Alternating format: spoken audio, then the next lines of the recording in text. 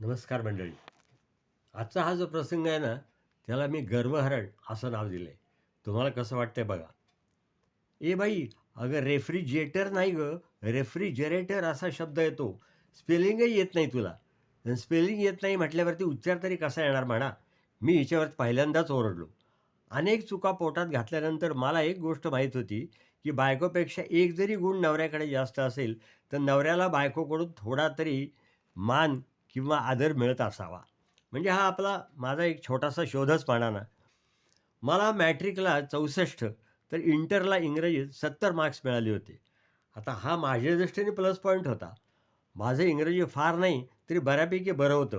म्हणजे मी इंग्रजीत कम्युनिकेट करू शकतो, पत्रव्यवहार करू शकतो, मधून-मधून मराठी वाक्यांमध्ये इंग्रजी शब्द टाकू शकतो, इत्यादी, इत्यादी. म्हणजे हा जास्त गुण आपल्याकडे आहे याची खात्री बरेच वेळा करून घेतल्यानंतर आज पहिल्यांदाच मी तिच्या पदवीचा उद्धार करण्याचं धाडस दाखवलं होतं. त्यावरती मान खाली घालून उभी राहील, स्पेलिंग विचारील, माझा आदर करील, असा माझा कयास होता. पण घडलं भलतंच. ती जोरात माझ्यावरच खेकसली.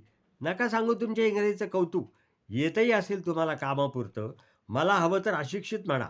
पण पलीकडच्या फ्लॅटमधल्या कपाडियांना येतं ना, तसं फ्रेंच येतं का तुम्हाला? किती सहज बोलतात ते. म्हणून तर त्या फ्रेंच कंपनीत ते मोठ्या हुद्द्यावरती आहेत. मग ते काय भाभींच्या अंगावर त्यांना फ्रेंच येत नाही म्हणून कधी ओरडतात का? अहो, ते इंग्रजी बोलणारे खूप पडलेत हो, पण फ्रेंच नाही ना सगळ्यांना येत. झालं. माझी बोलतीच बंद झाली. हिचं इंग्रजी कच्चं आहे, ह्या मुद्द्याला तिनं बगलच दिली. मी लावलेला शोध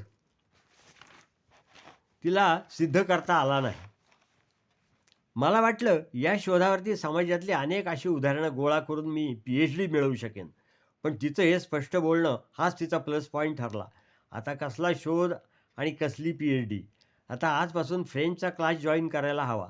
एखादा का होईना, पण तो एक गुण आपल्यापेक्षा नवऱ्याकडे जास्त आहे याचा आदर करणारी बायको विरळच.